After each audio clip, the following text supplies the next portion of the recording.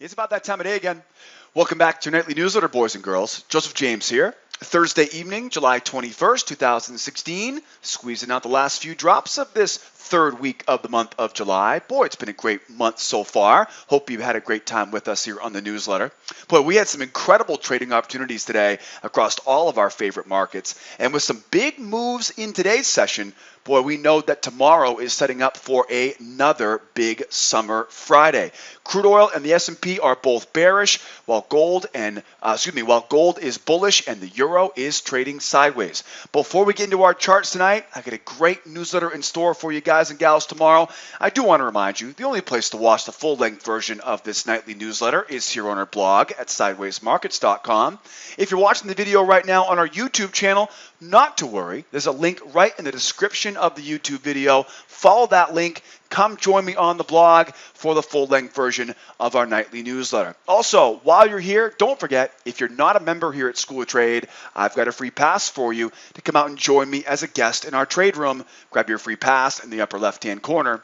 Also, in the lower left-hand corner, please don't forget to join the mailing list. I'll send you an email every evening when the nightly newsletter is ready to be watched. All I need is your name, your email address, and then make sure you check your inbox. I'm going to send you a welcome email to confirm we have all the correct information. Also, you can download all the charts that you see me using in tonight's video. Click that link below the video on the blog to download all the charts for today's video. And also, as I always remind you, you're going to learn more with me in 1 week on my trial than you will anywhere else on the interwebs. Join the free trial on the right-hand side of the website, and I'm always standing by 24/7, 365 to answer all your important questions. Hit me up on the live support button on the right-hand side of not only our blog, but there's also a live support button on the homepage of our website. Another big session coming right around the corner tomorrow. Let's jump right in here. First of all, we'll check out Thursday night. No major news on the schedule tonight out of Asia. And that takes us right to tomorrow's session, and it's all pretty much well weighted towards the beginning of the session tomorrow.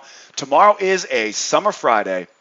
It's also options expiration Friday, which means the S&P 500, all the stock indexes will tend to be a little bit choppy on OpEx Friday. Tomorrow's also a summer Friday, which definitely means we can expect to see early morning volume, early morning opportunities, but definitely expect to see those opportunities tailing off as the morning develops. I always tell you guys, Fridays are always going to be an early in, early out scenario anyways.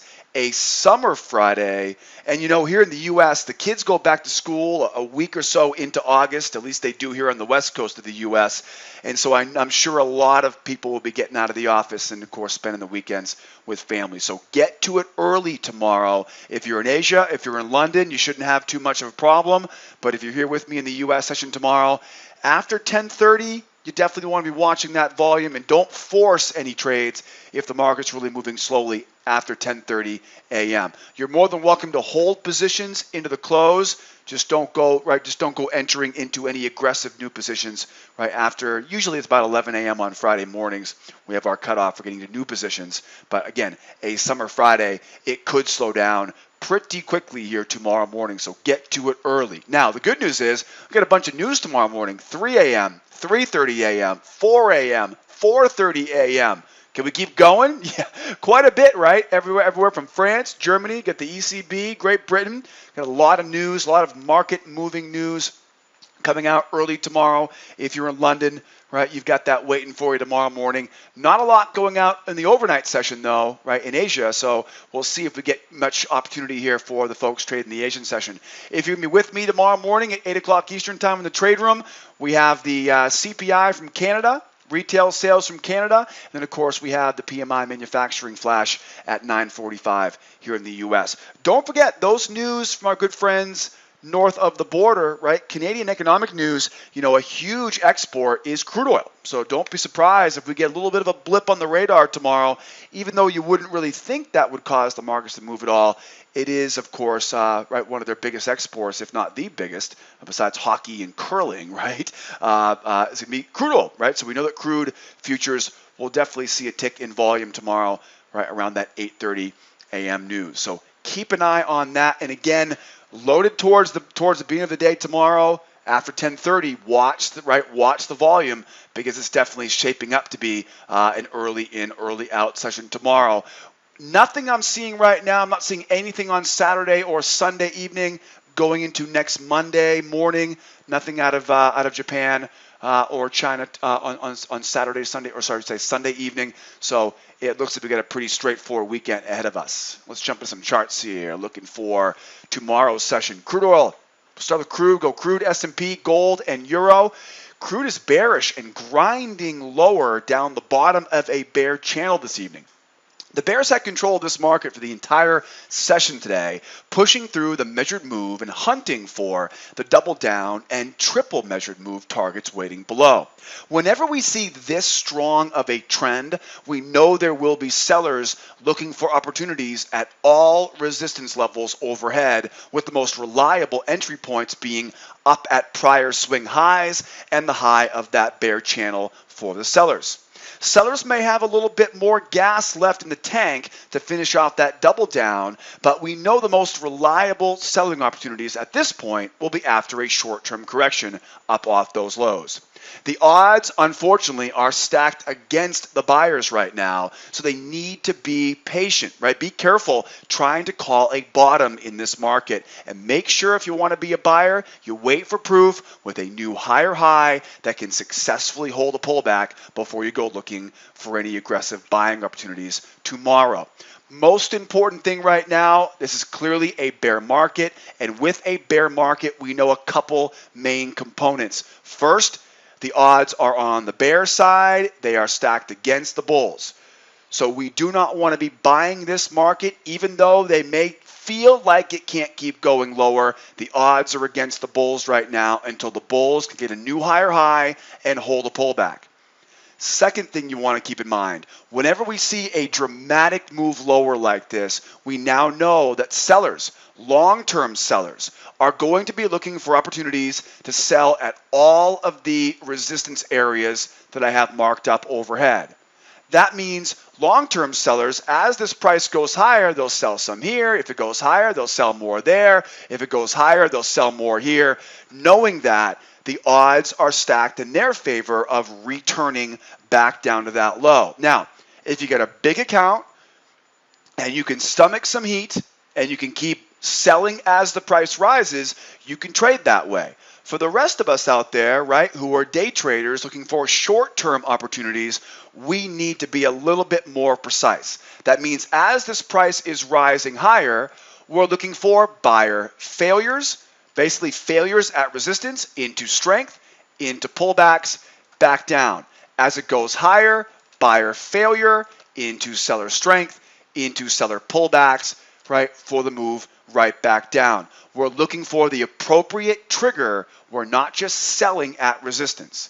We assume that at resistance, we get the most reliable opportunity to catch the buyers on the wrong side of the market, trying to call that reversal.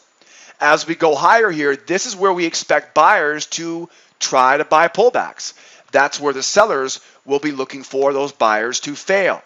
If the buyers can get a successful pullback to hold, and the ideal situation would be up above that channel, up above that measured move, above the moving average, and really get that pullback to hold. That would really be the ideal scenario, would be to use all of these resistance areas now as support. Use the measured move. Use the top of that channel. Use the moving average, right? Get above all of those area resistance, pull back, hold it as support, and their target, of course, will be up inside the battle zone. You've got to be careful right now, though, if you're a buyer. Be careful having that, making that rookie mistake of saying price can't keep going lower, now I should be a buyer, right? And don't chase after bullish moves. If this thing runs higher here, stay patient for a pullback. Make sure it can hold that pullback, because as it corrects higher, more and more sellers will be looking to enter this market.